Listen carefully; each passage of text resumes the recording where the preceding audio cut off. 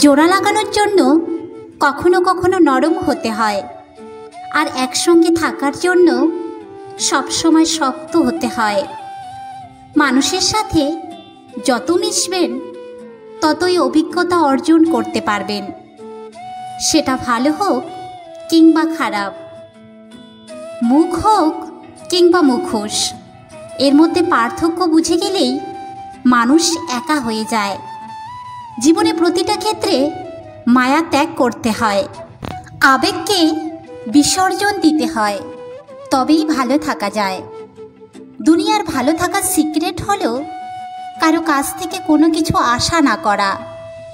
বুকের ভেতরটা সবার জন্য ব্যথা হয় না, আর যার জন্য ব্যথা হয় সে কখনোই তার খোঁজ রাখে না। ভালো থাকতে গেলে ইগনোর করা শিখতে হয়, তর্কে না গিয়ে চুপ থাকা শিখতে হয়। কারণ সবাইকে খুশি রাখার দায়িত্ব নিয়ে তুমি পৃথিবীতে আসোনি। নিজেকে ভালোবাসো শুরু থেকে শেষ অবধি, কারণ তুমি শুধু তোমার পাশে থাকবে, বাকি সবাই আসবে যাবে তোমার শ্বাস প্রশ্বাসের মতো। জল কিন্তু একই, তবুও তার সঙ্গীর কারণে এত পার্থক্য হয়।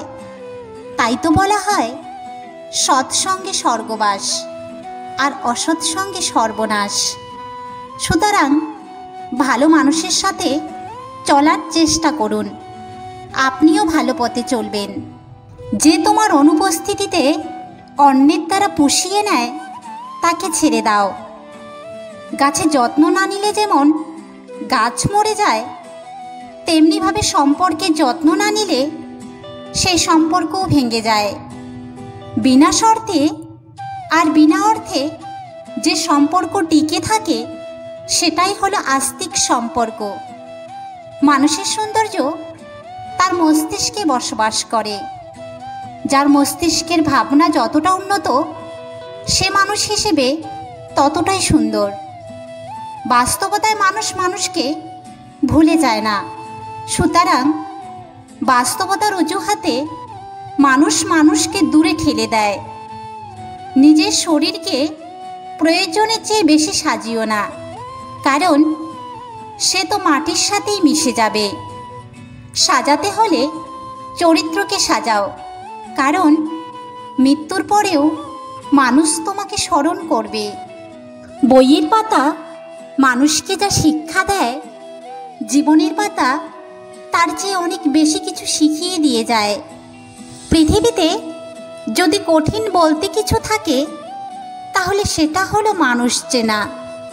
সম্পর্কের নাম যাই হোক না কেন, খারাপ সময়ে যে পাশে থাকে তাকে সবচেয়ে আপন বলে মনে হয়।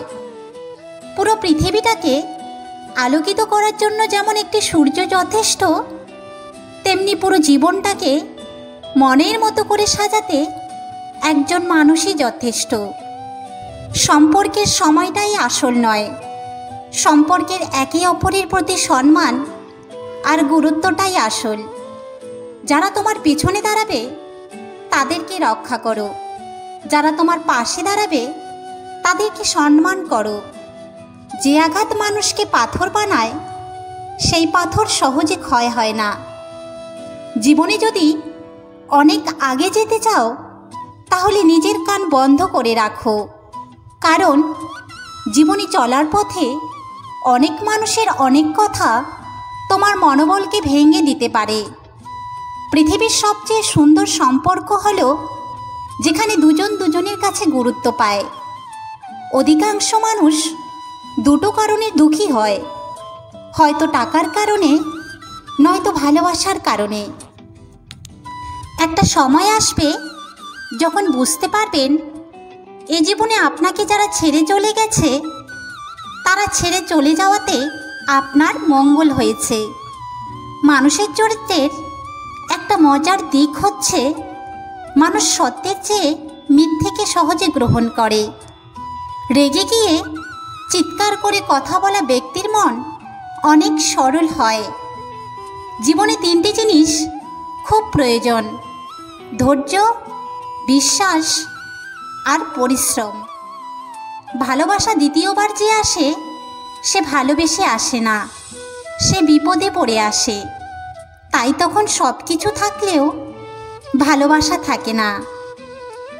মিথ্যা আর চালাকি না শিখলে তুমি এই সমাজে পিছিয়ে পড়া একজন মানুষ। রাগ সবার উপর করা যায় না, রাগ করতেও অধিকার লাগে। যাকে বেশি আপন ভাবা হয়, যার উপর বেশি অধিকার, কেবল তারই উপর রাগ করা যায়।